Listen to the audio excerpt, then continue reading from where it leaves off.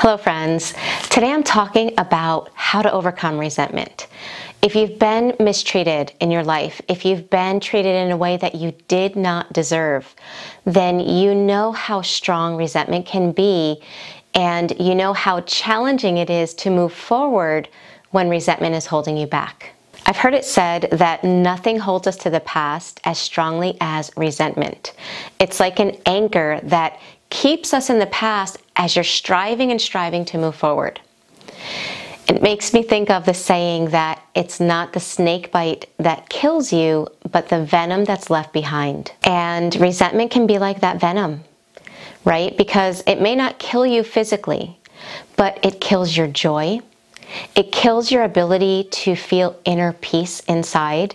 It kills your ability to be present in the present, right? Because your mind is constantly going back to the past, and it makes it hard to look forward with positivity because the resentment has your focus so much in what was done and what can no longer be changed, but the pain that was left behind. So with that in mind, we're going to talk about it today, and I'm going to give you some really powerful tips that are going to help you to overcome resentment. And if after this video you're still struggling, you may want to check out my upcoming workshop. It's in 2 weeks. It's an interactive workshop. It's going to be live, and we're going to talk about how to process and release past pain and resentment. Okay, so I'll leave the information there. It'll also be in the description box below. What is resentment? One definition of resentment describes it as a feeling of indignant displeasure or persistent ill will at something regarded as wrong, insult, or injury. Another definition defined it as the strong and painful bitterness you feel when someone does something wrong to you. It can feel very heavy and can last a long time. Some of the reasons why it's challenging to be able to let go of resentment is because, first of all, think about the definition. It has to do with being mistreated, right? You were treated unfairly in a way that you didn't deserve. Well, that's truth. If you had narcissistic parents, narcissistic family members, or emotionally unavailable family members, then you were mistreated. So it has truth to it. Another reason it's challenging to let go of is because it is not a primary emotion. It is a secondary emotion. It is an emotion from a cluster of other emotions like pain, bitterness, sadness, disappointment, just to name a few.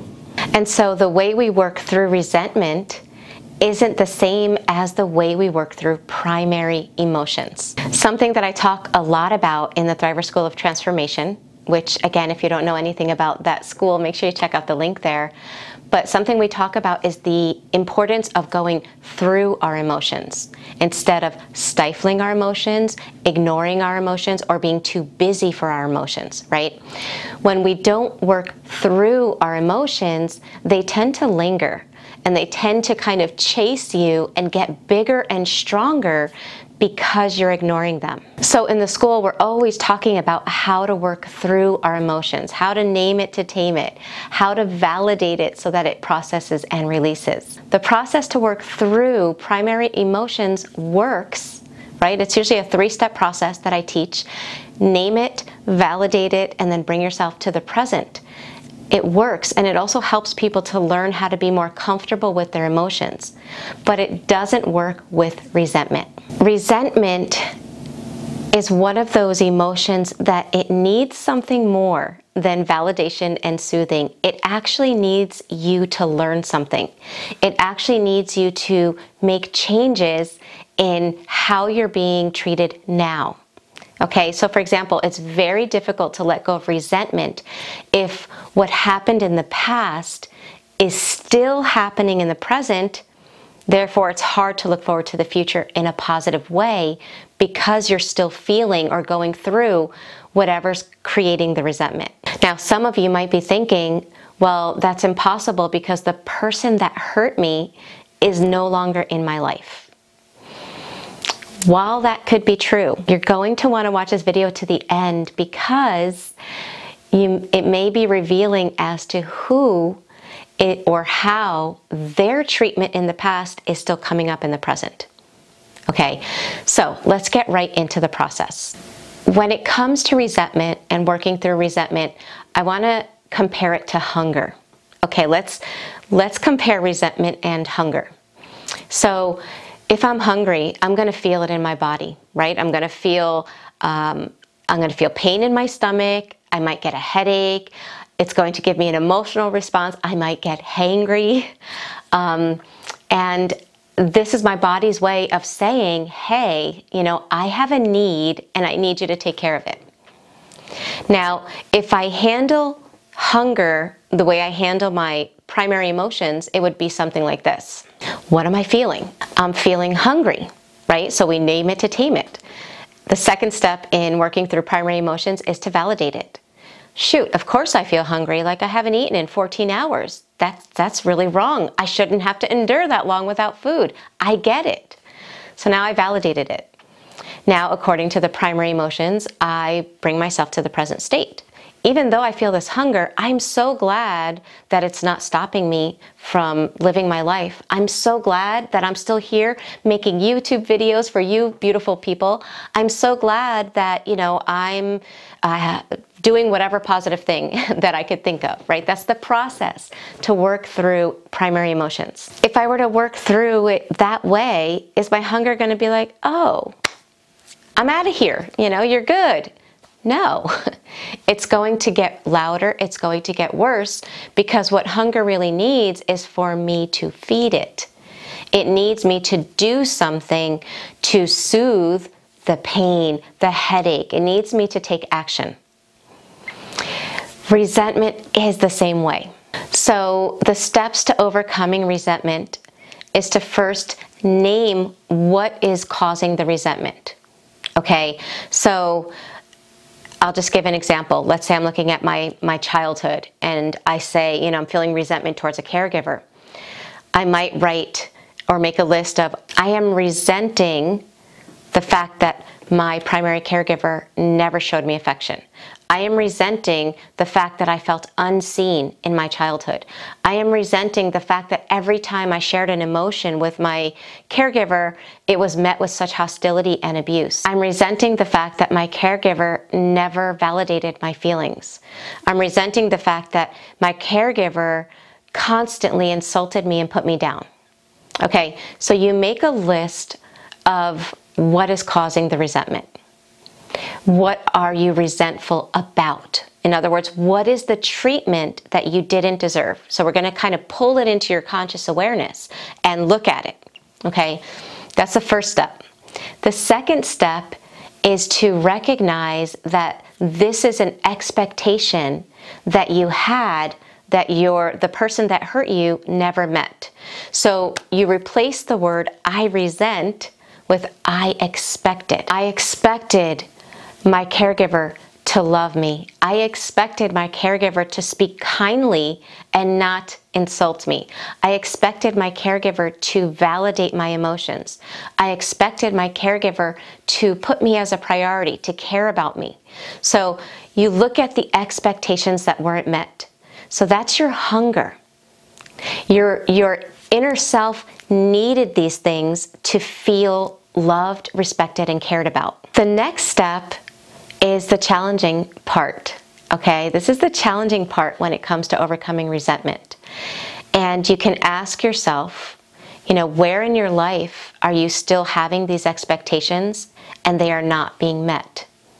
Now, some of you or many of you might be like, Michelle, I've detoxed from all toxic relationships. I don't have anybody that's mistreating me, that's saying mean things to me, that's not validating me, that's not putting me as a priority, like they're out of my life. And I still feel resentment. If that's the case, then the hard part is to do some introspection and ask yourself, are you taking care of your needs?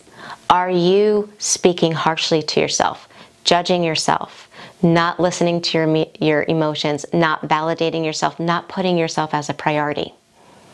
Because if you have internalized the treatment of how you were treated in a way that caused resentment, and you are now treating yourself in that same way, it will be impossible to let resentment go.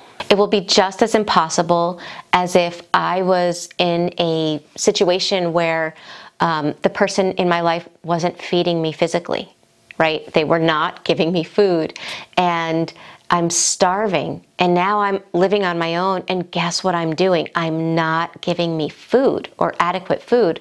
I will still be starving. And because I'm treating myself in the same way that the person that caused the resentment treated me, it will be impossible for me to feel at peace, loved, positive about the future.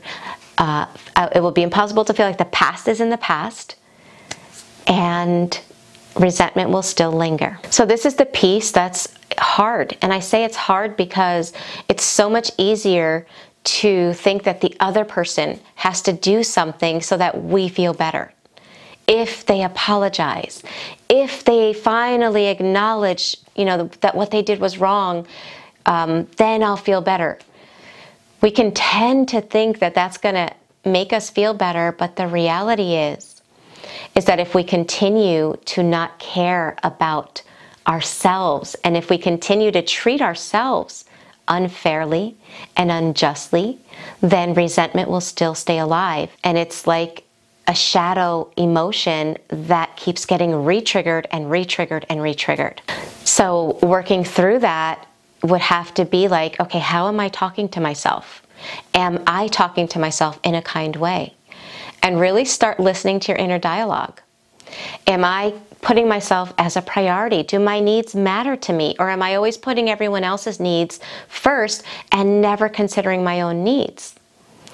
So you start really analyzing how you're treating yourself. And in that way, just like with the hunger, by taking care of the need, by fulfilling the need that your body is asking you for. Because all emotions are feedback. And when we're hungry, our body lets us know, and then we have to take care of that need. Well, when we're feeling resentment, instead of stifling it, instead of ignoring it, instead of trying by sheer willpower to let it go, which would be like trying by sheer willpower to stop feeling hungry, it's not going to work. But if we take care of the need by fulfilling the expectations that we have as to how we want to be treated, if we begin treating ourselves that way, we begin subsiding resentment. It's a process, so be patient with yourself. It does take a little bit of time to really start being able to implement and see the benefits of these changes in behavior, but it's worth it. And remember, if you're struggling and it's hard to do alone, if you check out the Thriver School of Transformation, we meet weekly, which gives us that accountability. It helps keep us motivated and moving forward. So make sure you check out that link in the description box below.